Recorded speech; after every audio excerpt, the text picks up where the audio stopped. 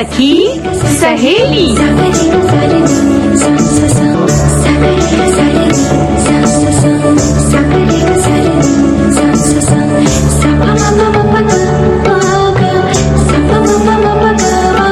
सखी सहेली।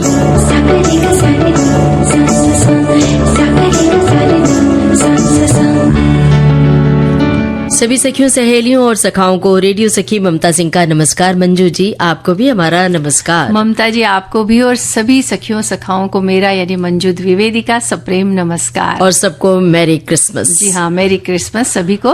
और देखिए ये जो त्योहार है बड़े खुशियों का त्योहार है और कलरफुल एक त्योहार है। हम देखते हैं ना जब बाहर जाते हैं तो बाजार जो सजे हैं लाल रंग की चीजों से सजे हैं। सबसे ज्यादा इंतजार रहता है तोहफों का और बच्चों को तोहफे का इंतजार रहता है।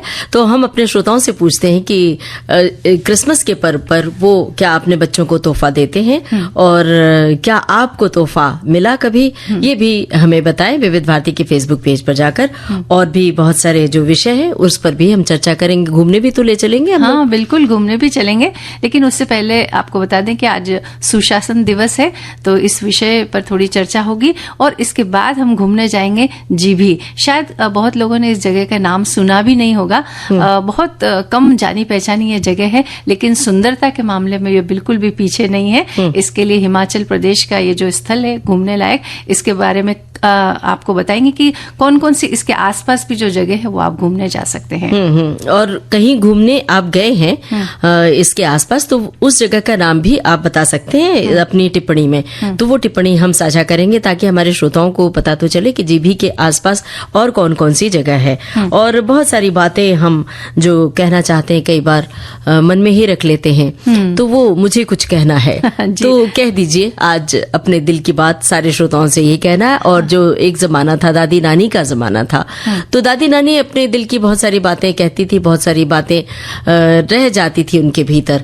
और जो कहती थी तो बड़ी पते की बात कहती थी। सर्दियों में खास तौर से उनके जो नुस्खे होते थे बड़े कारगर होते थे। बिल्कुल, डॉक्टर के पास जाने की बहुत कभी जरूरत खास पड़ती नहीं थी। थोड़ी सर्दी हो गई या और सर्दी से उपजी हुई कोई भी तकलीफ हो तो दादी नानी ऐसे नुस्खों को अपना करके हमें कुछ पिला देती थी, कोई गुट्टी पिला देती थी, कोई काढ़ा पिला देती थी और इस तरह से वो हमें रखती थी कि बस छूमंतर हो जाती थी। सर्दी या सर्दी से उपजी हुई कोई भी किसी भी तरीके से तबीयत खराब हो तो काढ़ा पिलाने से जुड़ी हुई याद। हाँ? नहीं, काढ़ा तो ही है, इसके अलावा बहुत सारी खाने पीने की चीजें भी है जो खास तौर पर सर्दियों में बनती है। और ऐसी ऐसी अब देखिए अब हम उन चीजों को भूलते जा रहे हैं, जबकि पहले जब सर्दियां आती थी तो कुछ विशेष तरह के व्यंजन घर में बनने लग जाते थे, कुछ विशेष सब्जियां आने जैसे तिल के लड्डू खास तौर से याद आते हैं। और तिल के लड्डू नहीं बल्कि बहुत सारे मूंगफली के लड्डू हैं और चावल के लड्डू है।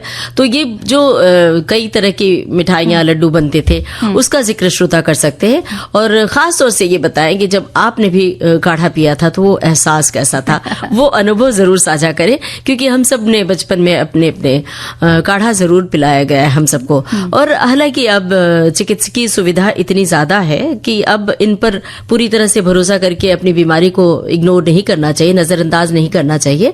बल्कि अगर आपको कोई तकलीफ होती है, गले की ही समस्या होती है, सर्दी जुकाम होता है, तो हम जल्दी से डॉक्टर के पास जाना पसंद करते हैं, क्योंकि वो जो काढ़ा है और जो घरेलू नुस्खे हैं अब उतने असर भी नहीं करते हैं। तब सुविधाएं नहीं थी तो ये सब किया करते थे। फिर भी जो दादी नानी कहा करती थी, नसीहतों की जो खुट्टी होती थी, हमारे श्रोता जरूर बताएं और हम भी इसका जिक्र करेंगे। अब बताइए क्या करना चाहिए? बस अब हमें गाना सुनना चाहिए।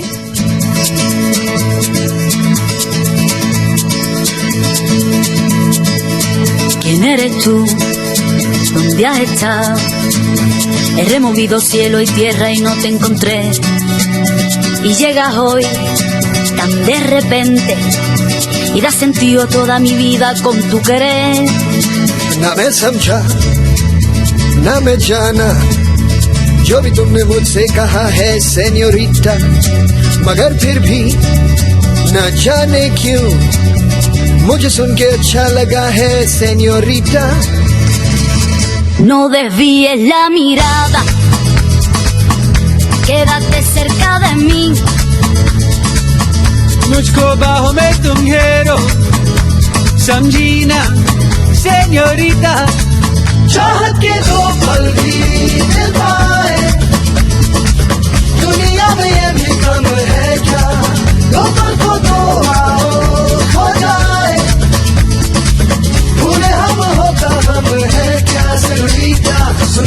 सुनो सेñorita कहते हैं हम क्या. Jamás podré interpretar el sentido de las palabras que me dedicas, pero el calor de tu mirar me hace sentir como la más bella señorita. निगाहों ने निगाहों से कहीं अरमानों की दास्तां है सेñorita. ये चाहत की मोहब्बत की सारी दुनिया में एक ही जुबान है सेñorita. मुझसे अब नजर ना फेरो, आओ पास तुम मेरे, मुझको बाहों में तुम घेरो, समझी ना सेñorita. चाहत के दो पल भी मिल पाए, दुनिया में ये भी कम है क्या. दो पल को तो आओ खो जाए, पूरे हम होता हम है क्या सेñorita. सुनो सुनो सेñorita कहते हैं हम क्या.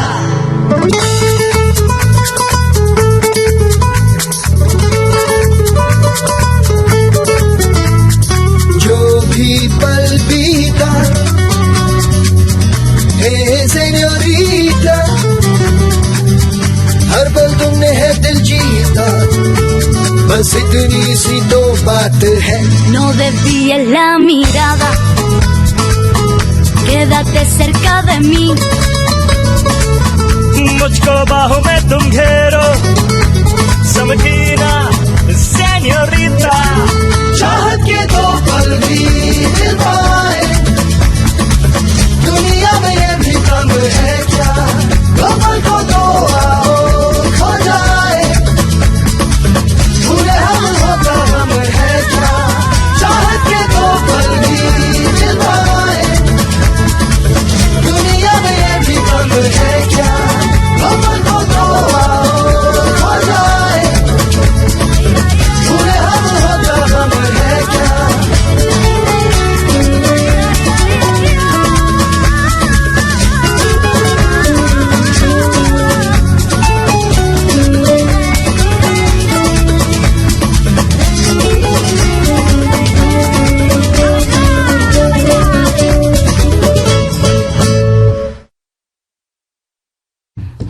तो ये गाना हमने सुन लिया ममता जी. और आज क्रिसमस का त्योहार है. हर साल ईसा मसीह के जन्मदिन को क्रिसमस के रूप में मनाया जाता है और क्रिसमस के त्योहार पर पूरी दुनिया जश्न में डूब जाती है. यूरोपीय देशों में तो कई दिनों की छुट्टी होती है इस दौरान और लोग बड़े धूमधाम और उत्साह से इसे मनाते हैं. जैसे हमारे यहाँ पर गर्मियों की छुट्टियां होती है, जो ठंडे प्रदेश है वहां पर जो कि ठंड बहुत ज्यादा हो जाती है, तो इस दौरान उनकी छुट्टियां हो जाती है. यहाँ भी अपने देश में भी क्रिसमस पर छुट्टियां होती हैं, उसे चाहे बड़े दिन की छुट्टियां कह लें या क्रिसमस की छुट्टियां कह लें. स्कूल्स में तो होती हैं कई दिनों की.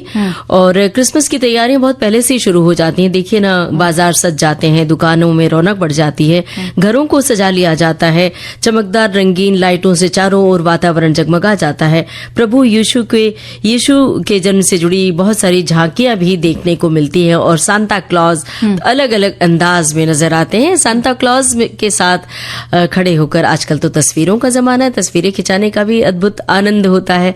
और कभी कभी तो सांता क्लॉज का वीडियो भी बनाया जाता है. अभी तो बाजारों में आप जाइए, दुकानों पर या मॉल में, तो सांता क्लॉज के कुछ वीडियो ऐसे बनाए जाते हैं कि वो बाकायदा आपको आशीर्वाद दे रहे हैं और कुछ कह रहे हैं और झोला टांगे हुए हैं, लाल रंग की पोशाक पहने हुए हैं. छोटे छोटे बच्चों को तो ये बता दिया जाता है कि सांता क्लॉज रात को सिरहाने पर एक आपका तोहफा रख जाते हैं. तो हम सब ने अपने बच्चों को ये संस्कार दिया है, तो बच्चे इंतजार करते हैं कि सांता क्लॉज क्या लाएंगे. हमने तो कई बच्चों को देखा है कि वो क्रिसमस आने से पहले लिस्ट बनाते हैं, लिस्ट बना के टांग देते हैं फ्रिज पर या कहीं ऐसे चिपका देते हैं, सांता क्लॉज हमें ये गिफ्ट चाहिए. और हमने देखा कुछ बच्चे ये भी लिखते हैं कि सांता क्लॉज अगर आपके वश में ये इतने महंगे तोहफे ना हो तो ये बाकी वाले भी देंगे तो चलेगा।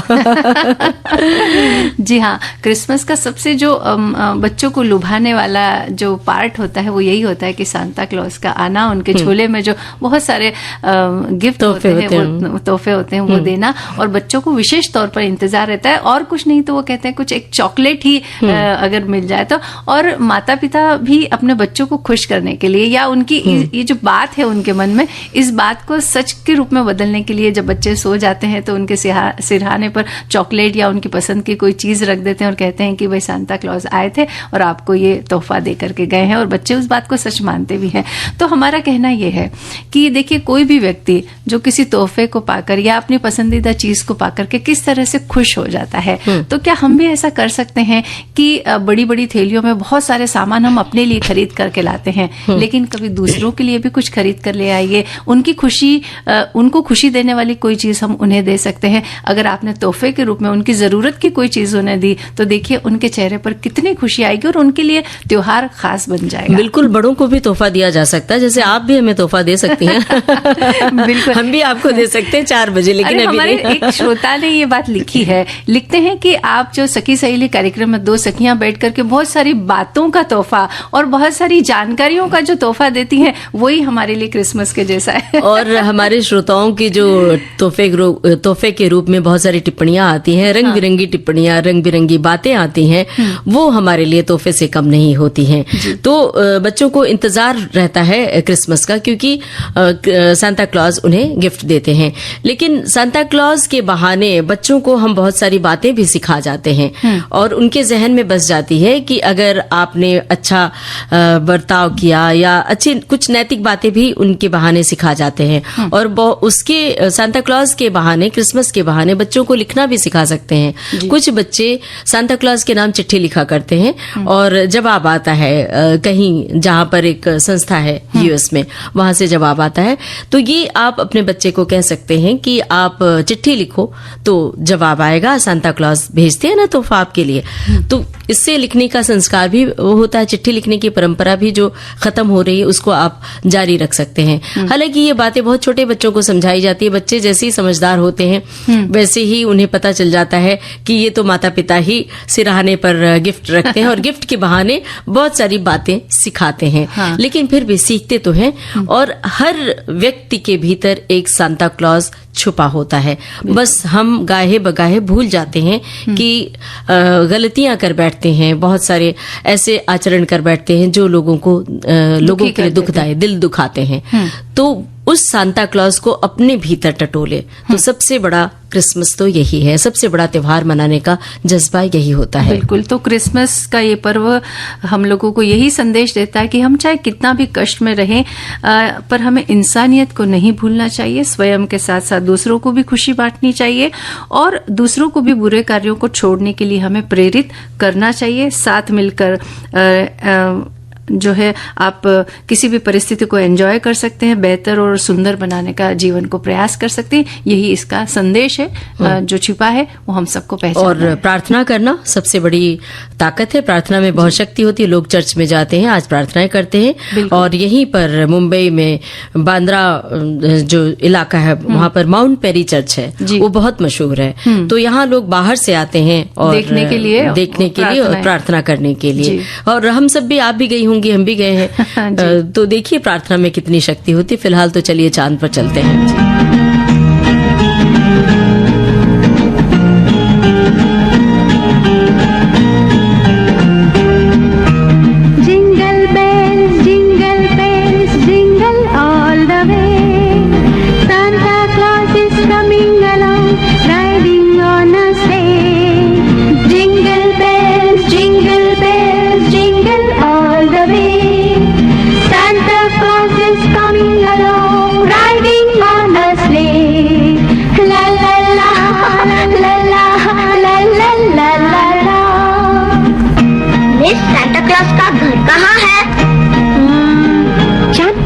हमें भी वहाँ ले चलिए ना। अच्छा, आओ तुम्हें चांद पे ले जाए, प्यार भरे सपने सजाए, छोटा सा बंगला बनाए,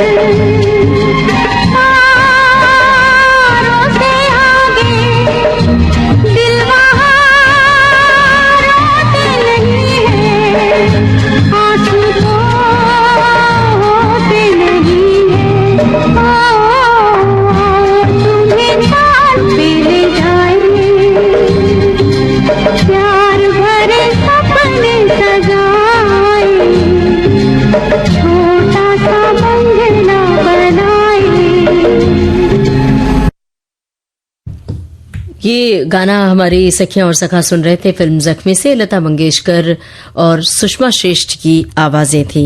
अब देखिए ना क्रिसमस पर्व कैसे मनाते हैं और क्या होता है। हमारे बहुत सारे श्रोताओं ने लिख भेजी है टिप्पणी।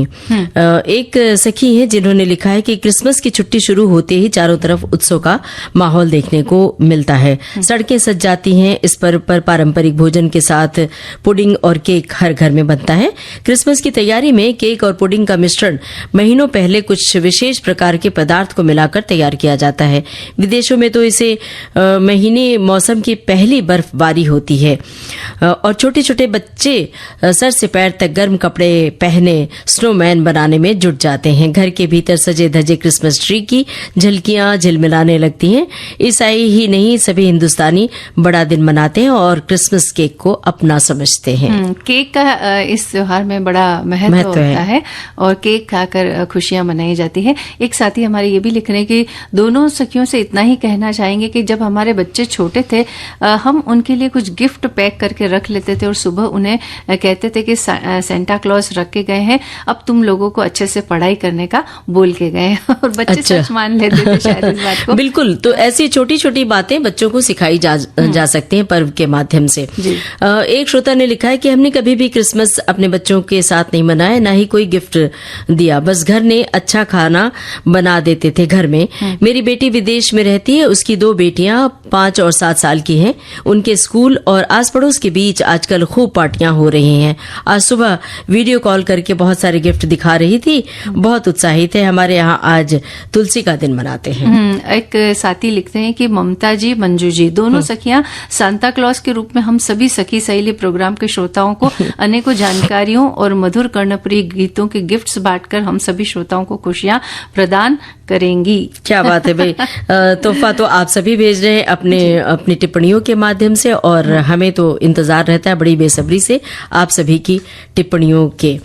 और बहुत सारे श्रोताओं ने यही लिखा है कि एक श्रोता ने लिखा है कि 1853 के एक पत्रिका में लेख में ब्रिटिश पाठकों के लिए क्रिसमस रीति रिवाजों का वर्णन किया गया था। बच्चों द्वारा क्रिसमस की पूर्व संध्या पर अपने मोजे लटकाने का जिक्र भी है, जिसका नाम अलग अलग है और अलग अलग तरीके से लोग मनाते हैं। ये बात भी इन्होंने मतलब एक श्रोता ने हमें लिखी है।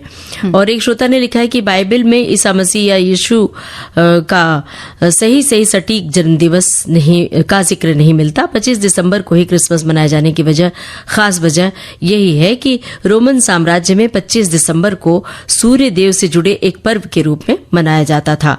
ये वो समय होते थे जब दिन बड़े होने लगते थे। बिल्कुल। और एक श्रोता ने और एक टिप्पणी भेजी कि क्रिसमस पर मैं एक बार चर्च गया था, वहां कुछ मजेदार खेल आयोजित हो रहे थे तो मैंने भी उसमें हिस्सा लिया था, जिसके फलस्वरूप उन्हें कुछ चॉकलेटें प्राप्त हुई थी। ये बात लिखिए। चलिए अब हम सुशासन दिवस की बात करते हैं ममता जी। देखिए सुशासन दिवस जो है हर साल 25 दिसंबर को भारत के पूर्व प्रधानमंत्री अटल बिहारी वाजपेयी की जयंती पर मनाया जाता है और इसको मनाने का उद्देश्य है पारदर्शी, जवाबदेह और प्रभावी प्रशासन के माध्यम से नागरिकों को बेहतर सेवाएं प्रदान करना। और इस दिन को मनाने की शुरुआत सन 2014 में की गई थी। और इसके अलावा शासन, हम ये कह सकते हैं कि शासन वो प्रक्रिया है जिसके तहत निर्णय लिए जाते हैं और उन निर्णयों को अमल में लाया जाता है। शासन शब्द का उपयोग कई संदर्भों में किया जा सकता है, जैसे कि कॉरपोरेट प्रशासन, अंतर्राष्ट्रीय प्रशासन, राष्ट्रीय प्रशासन और स्थानीय शासन। सुशासन के लिए सभी की भागीदारी बहुत जरूरी है, जैसे लोगों को वैध संगठनों के माध्यम से अपने राय देने में सक्षम होना जरूरी है। इसमें पुरुष, महिलाएं, कमजोर वर्ग और सभी वर्ग के लोग इसमें शामिल होते हैं। बिल्कुल। और सुशासन लोगों को अपना जीवन स्तर सुधारने या उसको बनाए रखने का अवसर देता है।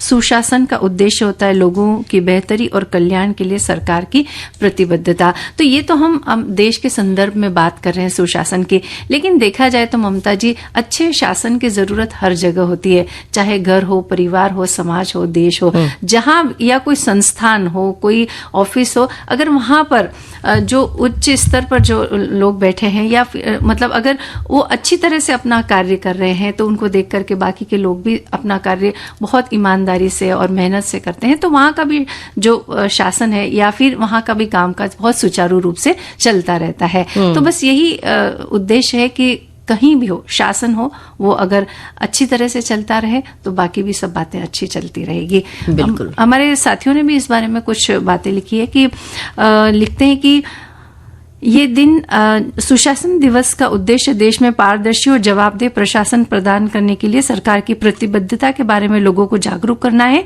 और ये लोगों के कल्याण और बेहतरी को बढ़ाने के लिए भी मनाया जाता है। ये बात लिखी है। और एक श्रोता ने ये भी लिखा है कि माननीय प्रधानमंत्री श्री अटल बिहारी वाजपेयी की जयंती के लिए मनाया जाता है और इस लगभग इसी तरह की बातें हैं। हमारे श्रोताओं ने लिखी कि भाई शासन और शास्य के दृष्टिकोण से जनता शास्य और शासन सरकारों द्वारा ही किए जाते हैं और शासन सभी के लिए हितकर भी होता है। अब एक गाना सुनते हैं। कायदा कायदा कायदा, हर चीज में कायदा, आखिर इसका फायदा। कायदा तोड़ के सोचो एक दिन, चांद निकलता नीचे से और मैदान पे रखा होता।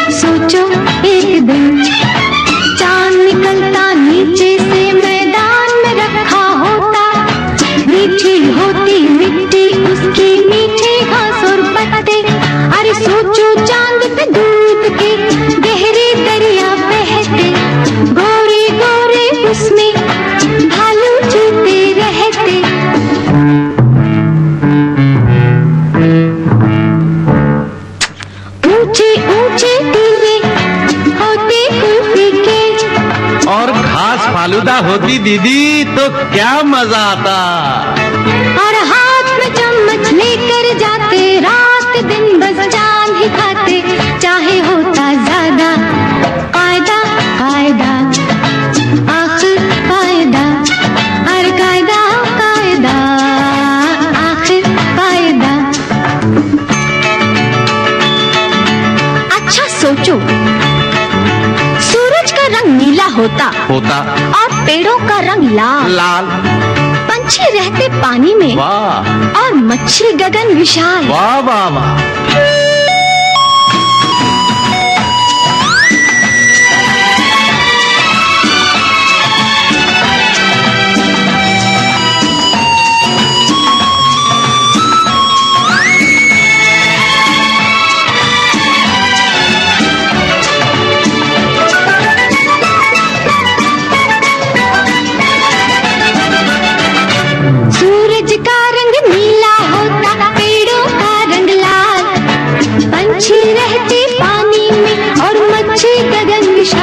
दाता तूने किया कमाल, दाता तूने किया कमाल, ऊपर गगन विशाल।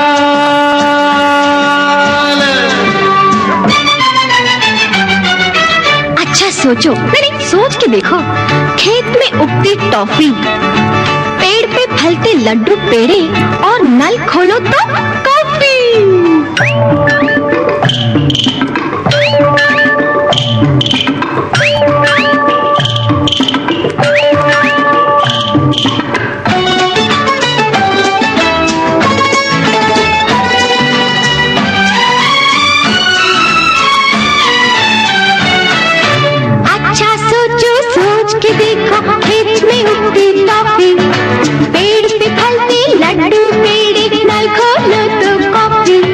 दीदी ऐसा क्यों नहीं होता है? जो होता है वो क्यों होता है? कारण फिर वही कायदा कायदा कायदा आखिर कायदा, अरे कायदा कायदा आखिर कायदा।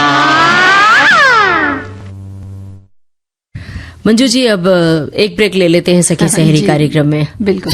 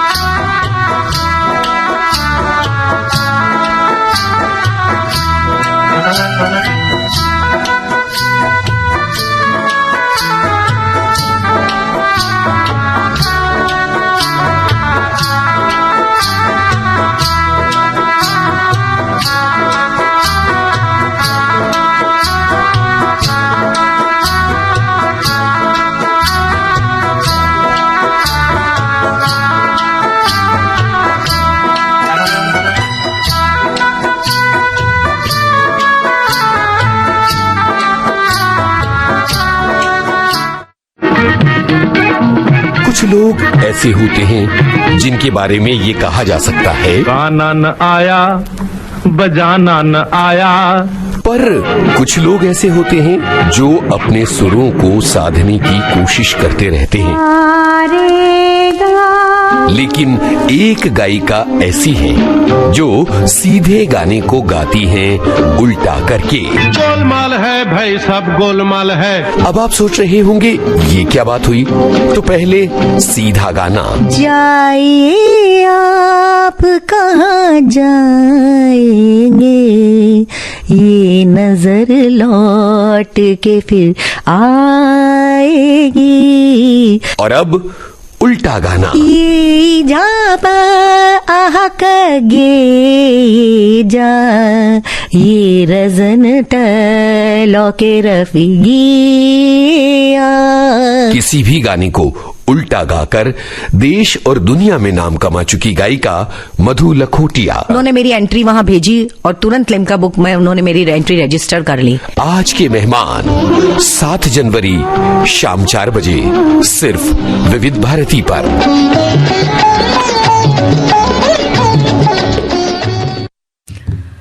ब्रेक के बाद हम वापस हाजिर हैं सखी सहेली के इस मंच पर।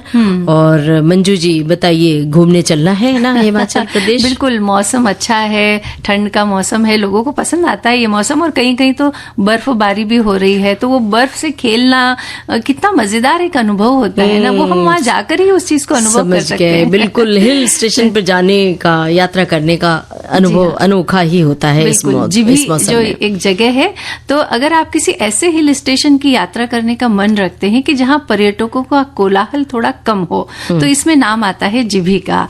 ये हिमाचल प्रदेश में बसा एक छोटा सा गांव है जो घने जंगलों, प्राकृतिक झरनों और मनमोहक दृश्यों से घिरा हुआ है। चीड़ के पेड़ों, बर्फ से ढके पहाड़ों और ताजे पानी की धाराएं प्रकृति प्रेमियों और रोमांच के शौकीनों के लिए एक जादुई ठिकाना है ये जगह है। जीभी को शांति का गांव भी इसीलिए कहा जाता है। ये व्यावसायिक रूप से ज्यादा विकसित नहीं है, हालांकि इसकी यही बात इसे और भी खास बनाती है। जीभी में घूमने के लिए कई जगह हैं, जिसमें कि प्राचीन मंदिर हैं, बहुत सारे झरने हैं, शांत झीलें हैं और ऊंचे पहाड़ों पर स्थित बहुत सारे घास के मैदान हैं, जो निश्चित रूप से आपको मंत्रमुग्ध कर देंगे अगर आप गए तो। और अगर आप वहां जा रहे हैं तो जो घूमने लायक जगह हैं उनको हम आपको बता देते हैं। जो पहली जगह है उसका नाम है जीभी जलप्रपात। ये बहुत खूबसूरत जगह है, जंगल के एक कोने में छुपा हुआ है, पर अपने आप में अनूठा है। यहाँ पहुंचने के लिए गांव के चारों ओर फैले हरे भरे वातावरण और लकड़ी के पुलों से होते हुए थोड़ी दूर पैदल चलकर आपको जाना पड़ेगा। गिरते पानी की आवाज और ताजी पहाड़ी हवा आराम करने और तस्वीरें लेने के लिए एक आदर्श वातावरण बनाती है। यानी वो जो सीन है उनकी अगर आप तस्वीरें लेंगे तो बहुत जिंदा तस्वीरें आप ले पाएंगे और देखने के बाद आपको लगेगा कि वाह क्या जगह हमने देखी है। इसके बाद जो दूसरी जगह आती है वो है चहनी कोठी। ये एक 1500 साल पुराना पारंपरिक मीनारनुमा मंदिर है जो पत्थर और लकड़ी से बना है। इसमें एक भी कील का इस्तेमाल नहीं किया गया है और ये वास्तुकला का एक अद्भुत नमूना है। यहाँ काष्ठ का कौशल बहुत देखने लायक है। और जलोरी दर्रा है यहीं पर जलोरी दर्रा है। जलोरी दर्रे की यात्रा अपने आप में एक रोमांचक अनुभव है, जिसमें घुमावदार रास्ते हैं और मनमोहक दृश्य देखने को मिलते हैं। यहाँ से हिमालय का मनोरम दृश्य भी दिखाई देता है। अगर आपकी बर्ड वॉचिंग में रुचि है तो तरह तरह के पंछियों को देखकर उनके कलरव का आनंद आप यहाँ पर ले सकते हैं। और इसके अलावा है सेरो लसल झील। ये चीड़ और देवदार के जंगलों से घिरा हुआ बड़ा ही निर्मल जलाशय है। स्थानीय लोगों के लिए इस झील का धार्मिक महत्व भी है, क्योंकि झील के पास एक मंदिर है। इस झील का पानी साल भर बड़ा ही निर्मल बना रहता है। शांत जल में आकाश और आसपास के पेड़ों का प्रतिबिंब दिखाई देता है, जो बड़ा विस्मयकारी लगता है।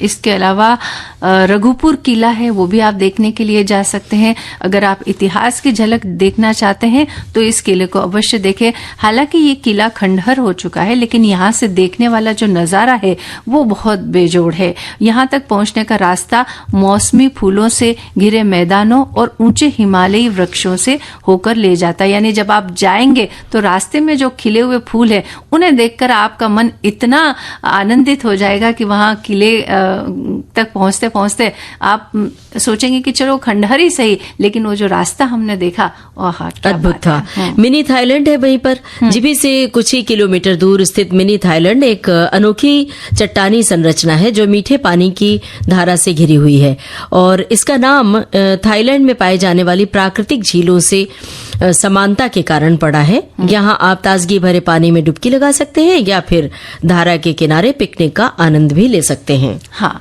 इसके अलावा श्रृंग ऋषि मंदिर वहां पर है। जीबी के पास स्थित श्रृंग ऋषि मंदिर कुल्लू घाटी के एक देवता को समर्पित है और इस मंदिर की सुंदर वास्तुकला और शांत वातावरण इसे आध्यात्मिक शांति चाहने वालों के लिए एक आदर्श स्थान बनाता है। इसलिए आप यहाँ आकर के अगर मेडिटेशन करना चाहें तो ये बहुत अच्छी जगह है, क्योंकि शांति की वजह से आपको मेडिटेशन करना भी यहाँ बहुत अच्छा लगेगा। और ग्रेट हिमालयन नेशनल पार्क है। जीबी से कुछ ही दूरी पर ये जगह स्थित है जो यूनेस्को विश्व धरोहर स्थल है। ये हिमालयी जैव विविधता का अद्भुत अनुभव प्रदान करता है और ये 375 से ज्यादा जीव जंतुओं और असंख्य वनस्पतियों से युक्त है। पार्क में ट्रैकिंग कर सकते हैं, पक्षी देख सकते हैं और प्रकृति की खोज के लिए यहाँ पर लोग आते हैं और ये एक आदर्श जगह है। बिल्कुल। अब बात करते हैं हम तीर्थन घाटी की। तीर्थन घाटी ट्राउट मछली पकड़ने और नदी किनारे शिविरों और जंगलों के लिए एक अच्छी जगह है। चाहे आप ट्रेकिंग करना पसंद करते हो, मछली पकड़ना या नदी किनारे आराम से बैठना हो तो तीर्थन घाटी आप जा सकते हैं। और एक जगह है गुशैनी, जीबी से लगभग 10 किलोमीटर दूर स्थित है। तीर्थन नदी के किनारे ही बड़ा ही शांत गांव है ये अपनी अछूती प्राकृतिक सुंदरता और प्रामाणिक हिमाचली संस्कृति के लिए ये मशहूर है। नदी के किनारे जो होम स्टे हैं वहां आप ठहर सकते हैं। इस अनोखे स्थान की शांति का आनंद भी ले सकते हैं। बिल्कुल। अब आपको बताते हैं कि जीबी आपको कब जाना चाहिए। तो वैसे तो जीबी का जो मौसम है वो हमेशा ही खुशगवार बना रहता है, लेकिन मार्च से जून के बीच प्रकृति बेहद सुंदर रंग बिखेरती है यहाँ। और ट्रैकिंग और दर्शनीय स्थलों की सैर के लिए मार्च से जून के बीच और सितंबर से नवंबर तक आप जा सकते हैं। लेकिन अगर आप बर्फ प्रेमी हैं और बर्फ से खेलना चाहते हैं तो दिसंबर से फरवरी के बीच जा सकते हैं। अब ये आपकी पसंद के ऊपर निर्भर करता है कि आप क्या देखना चाहते हैं, उस अनुसार आप समय का चयन कर सकते हैं। और यहाँ पर निकटतम हवाई अड्डा है भुंतर जो लगभग 60 किलोमीटर दूर है। निकटतम रेलवे स्टेशन है जोगिंदरनगर। यहाँ से आप टैक्सी या बस से जीबी पहुंच सकते हैं। तो ऐसी खूबसूरत जगह जब जाएं तो लौट कर आकर अपने अनुभव जरूर साझा कीजिएगा विविध भारती के फेसबुक पेज पर। जब हम बात करते हैं जिस दिन पर्यटन की, तो आप इस जगह का जिक्र कर सकते हैं। फिलहाल हम क्या कर सकते हैं, एक गीत सुन सकते हैं।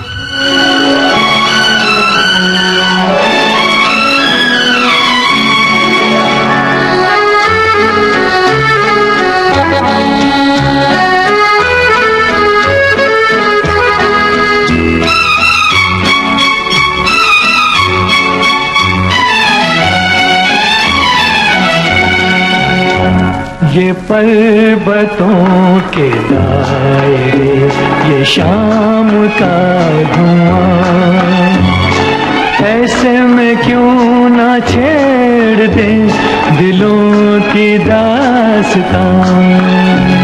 ये पर्वतों के दायरे, ये शाम का धुआं, ऐसे में क्यों न छेड़ दे दिलों की दास्तां।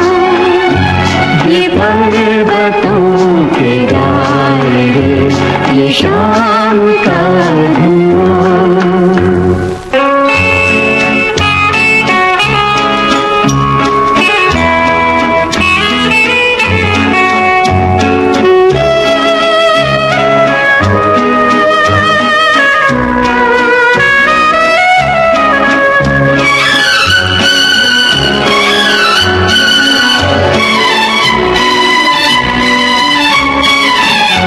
जरा सी जुल्फ खोल दो, फिजा में इत्र ढोल दो,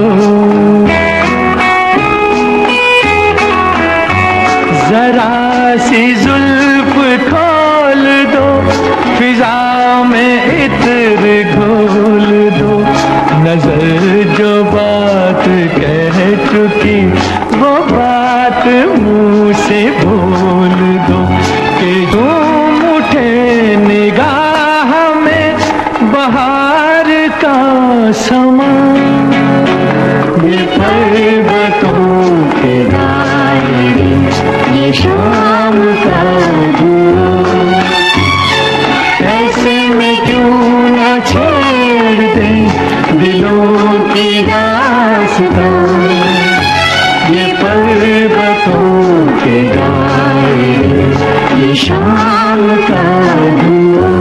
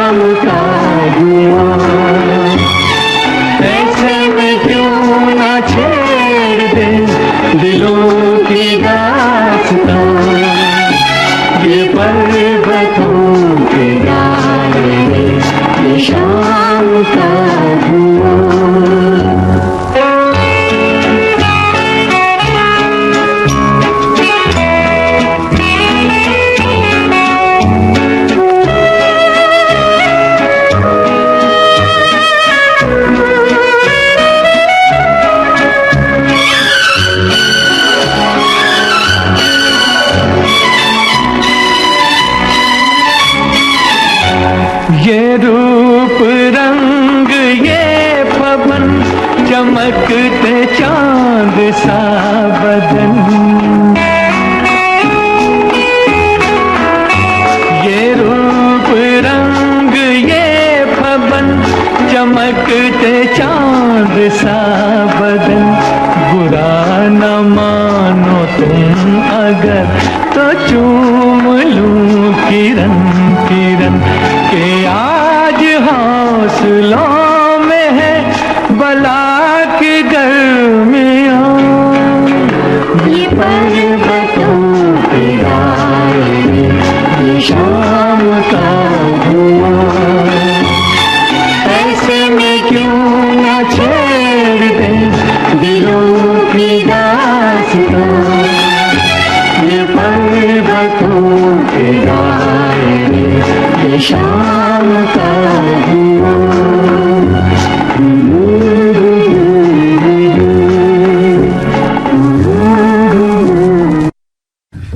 ये पर्वतों के दायरे, ये शाम सा धुआं। पर्वतों के दायरे सचमुच इतने दूर तक फैले होते हैं कि कहीं उनकी सीमा दिखाई ही नहीं देती है। लगता है आसमान और पहाड़ एक हुए हैं। हाँ। तो निसीम है और पर्वत पर घूमने का आनंद भी बिल्कुल अलग होता है। एक श्रोता ने लिखा है कि जीभी के प्रमुख स्थल है, वाटरफॉल है, वहां पर एक प्रमुख आकर्षण है जहां एक सुंदर झरना और नदी है। श्रृंगार ऋषि मंदिर है, एक महत्वपूर्ण आध्यात्मिक और दर्शनीय स्थल है।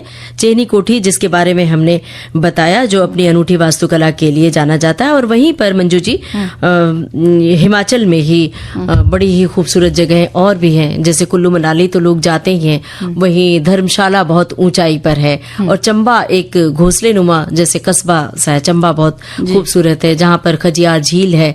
और डलहौजी जो पहाड़ों से ढका रहता है इन मौसम में, सर्दी के मौसम में दिसंबर जनवरी में जब बर्फ गिरती है तो वहां जाने का भी एक अलग आनंद है। वहां दूर तक बर्फ बिछी रहती है, बर्फ की चादर, और बर्फ के रास्तों में ही कहीं आपको चलना पड़ता है, और एक सीमा तक तो गाड़ी जाती है और एक सीमा के बाद आपको पैदल चलना पड़ता है। और वहां पर बर्फ के गोले बनाकर आप बहुत अच्छे खेलते हुए आनंद ले सकते हैं। किसी श्रोता ने लिखा भी था कि बर्फ के गोले बनाकर खेलने का आनंद मिलता है। देखिए, एक बात मैं आपको बताना चाहती हूँ ममता जी, हिमाचल प्रदेश की जब आपने ये बात की है तो मुझे वो बात अक्सर याद आती है कि जब हम गए थे, दिसंबर का ही महीना था, हिमाचल प्रदेश में डलहौजी वगैरह वहां घूमने लायक जगह गए थे। आइसक्रीम की जो दुकान थी, तो आइसक्रीम को फ्रिज में रखने की जरूरत नहीं थी, वो बाहर ही पड़ी हुई थी। और हम आपको अनुभव बता रहे हैं कि आइसक्रीम तो जम जाती है, पानी जम जा रहा था, और आप गीजर ऑन करके पानी गर्म करने का, गर्म होने का इंतजार करते रहते हैं, गर्म नहीं होता है, फिर लगता है यहाँ का गीजर खराब है। जब आप कंप्लेन करते हैं तो आपको यही सुनने को मिलता है कि पानी गर्म ही नहीं होता है। हम एक चाय की छोटी सी घूमते हुए चाय की दुकान थी जहां पर चाय बन रही थी, लोग खड़े थे, तो हम लोगों ने भी सोचा कि चलो चाय पीते हैं। अब वो चाय बनी जा रही, पानी गर्म ही नहीं हो रहा क्योंकि हीटर पर बन रही थी चाय, और पानी इतना ठंडा था कि उसको गर्म होने में टाइम लग रहा था। तो हम ये सोच रहे थे कि ये चाय बनाने में इतना वक्त कैसे लग रहा है। तो आप जब कहीं बाहर से जाते हैं ऐसे गर्म जलवायु वाले प्रदेश से, तो आपको अंदाजा नहीं होता है कि इतनी ठंड पड़ रही। ठंड तो आपको महसूस हो रही है, लेकिन इस तरह की छोटी छोटी दिक्कतें भी होती हैं, इस पर आप गौर नहीं करते हैं। तो उस चाय वाले ने बताया कि यहाँ पानी इतना ज्यादा ठंडा है कि उसको पानी गर्म होने में बहुत टाइम लगता है। हाँ, और एक और बात मुझे इस वक्त याद आ रही कि जब हम वहां गए थे और एक जगह से दूसरी जगह जाना था, बस का इंतजार कर रहे थे, बाहर खड़े थे, तो मेरी छोटी बिटिया थी तो बहुत जोर जोर से रोने लगी। तो हमने बोला क्या हुआ, और ठंड लग रही है? तो वो बोलती है कि नहीं, मेरी नाक नहीं है, मेरी उंगली नहीं है, मेरी नाक नहीं है, मेरी उंगली नहीं है। तो फिर जब हमने हाथ लगाया, हमने कहा नहीं, ये तो है अपनी जगह पर।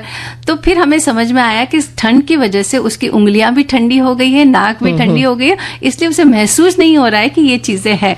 तो ये सब बातें जब हम वहां जाते हैं, अनुभव करते हैं, तो बड़ी मजेदार होती है। लेकिन साथ ही साथ जो हम गर्म प्रदेश में रहने वाले लोग हैं, उन्हें ठंड से बचाव करना बहुत जरूरी है। सच में वो दरअसल क्या होता है, संवेदनशीलता का एहसास नहीं रह जाता है, और इसलिए आपको एक समय के बाद उतनी ज्यादा ठंड का एहसास भी नहीं बचता है बर्फ में जब आप जाते हैं बर्फ की जगहों पर। अब श्रोताओं की टिप्पणियों की ओर आ जाते हैं, जो मुझे कुछ कहना है। इन्होंने लिखा है कि एक श्रोता ने लिखा है कि मुझे कुछ कहना है। सर्दियां और दादी नानी के खजाने में जो तिल के लड्डू और सरसों की साग की जो रेसिपी होती थी ना, वो रेसिपी जो बोलो आज भी बात कर गए हैं। हम कितने भी अलग अलग रेसिपीज ट्राई कर लें, लेकिन जो स्वाद उनके बताए रेसिपीज में आता था, ना वो कहीं मिलेगा, और ना ही वैसा सरसों का साग। लोग पीस के भले ही सरसों का साग बहुत आसानी से बना लें, लेकिन जिस तरीके से वो लोग साग बनाते थे ना, घंटा चूल्हे पर चढ़ाकर पूरा दिन लग जाता था, लेकिन उसका स्वाद भी वैसा होता था। आज नहीं है वो। बिल्कुल ममता जी, देखिए, बदलते मौसम में शरीर की देखभाल जो होती है वो सबसे जरूरी होती है। और जो हमारी दादी नानी की जो बातें हैं और उनके जो अनुभव हैं, वो पूरी तरह से विज्ञान पर आधारित होते थे। आज हमें ये पता लगता है कि हाँ, सर्दियों में तो यही चीजें खानी चाहिए शरीर को गर्म रखने के लिए। तो हम ये कह सकते कि उनका जो अनुभव था वो पूरी तरह से वैज्ञानिक आधारित था। तो हम उन्हें झुटला नहीं सकते, बल्कि उनका उपयोग करके हम उसका फायदा ले सकते हैं। एक हमारे साथी लिख रहे हैं कि दादी नानी के नुस्खे वाकई बेजोड़ और असरदार होते हैं। इसमें अदरक वाली चाय न केवल स्वाद देती है, बल्कि सर्दी खांसी से भी बचाती है। हल्दी वाला दूध प्राकृतिक एंटीबायोटिक का काम करता है, तो वहीं गुड़ और तिल की मिठाइयां शरीर को आवश्यक गर्माहट और भरपूर पोषण प्रदान करती है। इसके अलावा सरसों के तेल की मालिश जोड़ों के दर्द में राहत देती है और कड़ाके की ठंड से शरीर की रक्षा करती है। देखिए, अब इन्होंने हल्दी वाले दूध की बात की, और यही हल्दी वाला दूध अब मार्केट में गोल्डन मिल्क के नाम से बिक रहा है, और ये कहा जाता है कि ये शरीर के लिए बहुत फायदेमंद है, जबकि हमारे यहाँ तो बरसों से इसका उपयोग होता आया है। बहुत सारे श्रोताओं ने इस तरह की बातें लिखी। एक श्रोता ने और लिखा है कि घरेलू नुस्खे का खजाना कभी खाली नहीं होता, खासकर सर्दियों में उनके द्वारा सुझाए गए घरेलू उपचार काफी असरदार साबित होते हैं। बचपन में मैंने भी ये महसूस किया था कि जब सर्दी आती तो नाक बहने लगती थी, तो ये हल्दी वाला दूध पिलाया जाता था और बहुत सारे जो नुस्खे थे, अजवाइन, जीरा, काली मिर्च और इस तरह के उपचार में काम आने वाले मसाले थे, उनसे गर्माहट दी जाती थी और वो बहुत फायदेमंद भी होती थी। और दरअसल दादी माँ के नुस्खे तो हैं ही, सर्दियों के मौसम में खाने पीने का भी बड़ा अलग तरह का आनंद होता है। अब वो जो हरी मटर आपको खूब तादाद में दिखाई देती है बाजार में, वो हरी मटर गर्मी के मौसम में कैसी सूखी सूखी नजर आती है और हरी मटर की कितनी तरह की रेसिपी बनती है।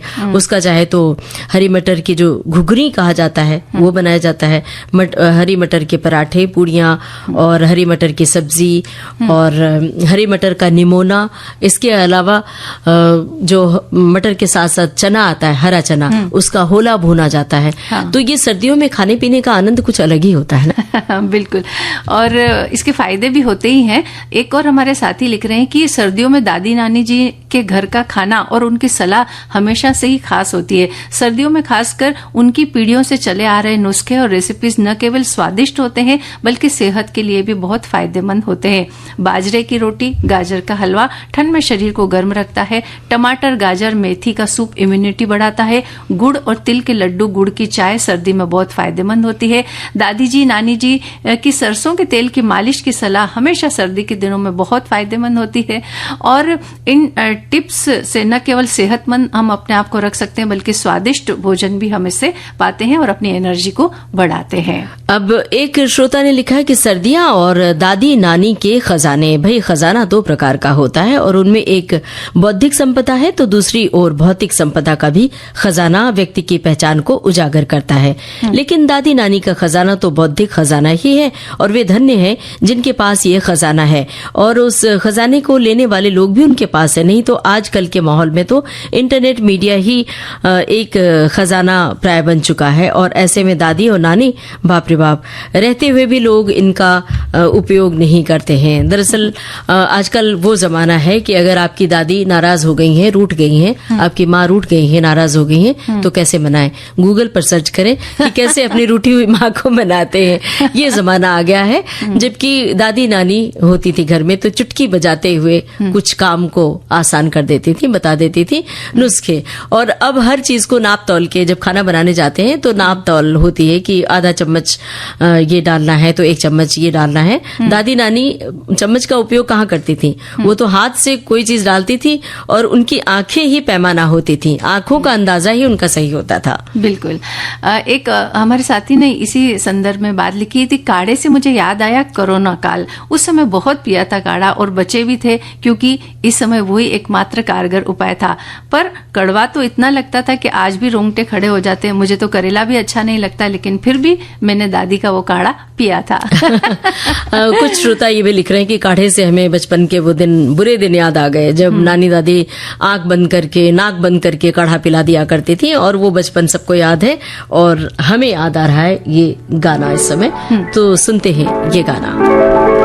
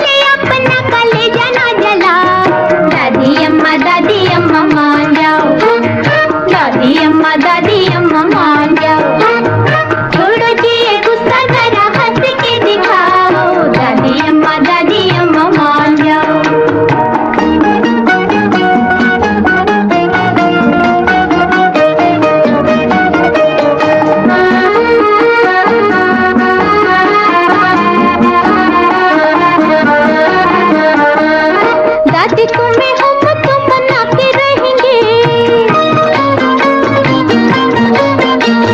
दादी तुम्हें हम तो मना के रहेंगे, खाना अपने हाथों से खिला के रहेंगे, चाहे हमें मारो चाहे हमें धमकाओ, दादी अम्मा मान जाओ, दादी अम्मा मान जाओ।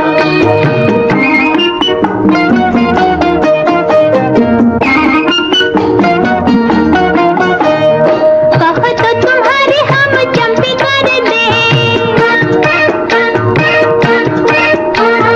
कहो तो तुम्हारे हम चंपी कर दे, पियो तो तुम्हारे लिए हुक्का भर दे, हंसी न छुपाओ जरा आंखें तो मिलाओ, दादी अम्मा मान जाओ, दादी अम्मा मान जाओ।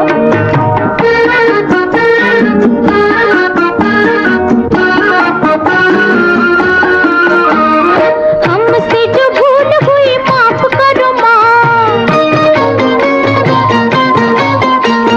हमसे जो भूल हुई माफ करो माँ, गले लग जाओ दिल साफ करो माँ, अच्छी सी कहानी कोई हमको सुनाओ, दादी अम्मा मान जाओ, दादी अम्मा मान जाओ, छोड़ो ये गुस्सा जरा हंस के दिखाओ, दादी अम्मा मान जाओ,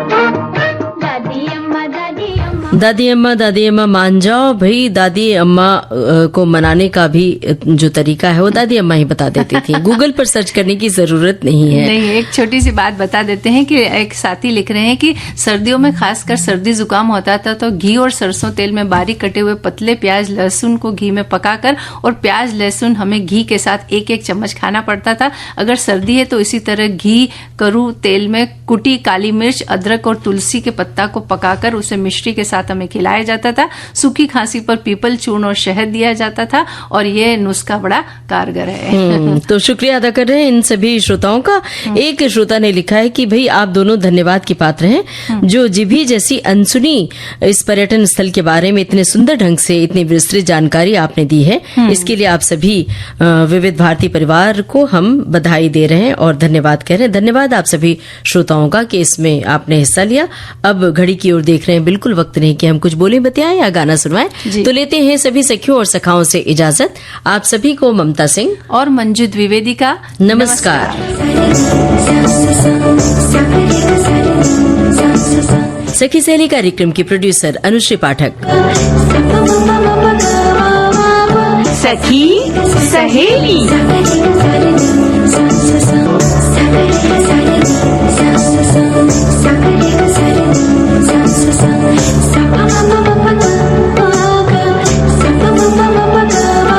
सखी सहेली।